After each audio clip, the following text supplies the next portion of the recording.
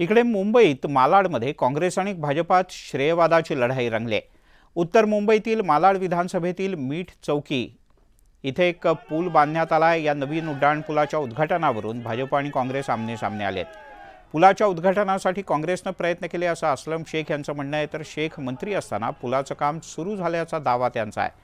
मात्र भाजप खासदार पीयूष गोयल यांच्या हस्ते उद्घाटन होत असल्याने काँग्रेसने पुलाच्या समोर आंदोलन केलं।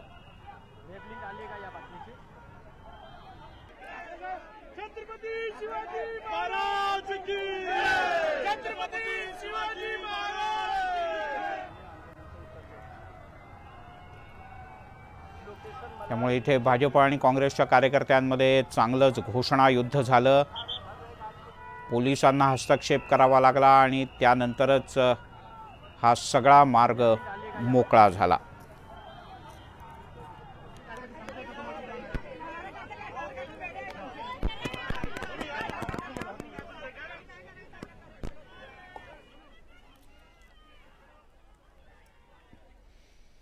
शरद पवार गटाकडे 1652 इच्छुक उमेदवार म्हणून अर्ज आलेत। देवळालीतून सर्वाधिक म्हणजे 62 जणांनी उमेदवारीसाठी अर्ज केलाय। काल मराठवाड्यातल्या मुलाखती पार पडल्या, तर आज विदर्भ आणि उद्या उत्तर महाराष्ट्राच्या मुलाखती होणार आहेत। 8-9 तारखेला पश्चिम महाराष्ट्र तर 10 तारखेला मुंबई आणि कोकण परिसरातल्या इच्छुक उमेदवारांच्या मुलाखती पार पडतील।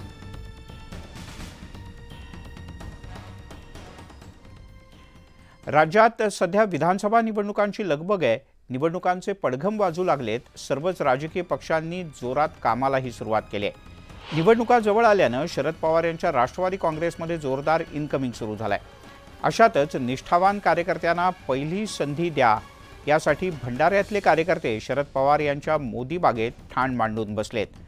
अडचणीच्या काळात पवारांसोबत राहिलेल्या निष्ठावंत कार्यकर्त्यांवर अन्याय होत असल्याची भावना निर्माण झाली आणि याचे पडसाद थेट मोदी बागेत पाहायला मिळाले।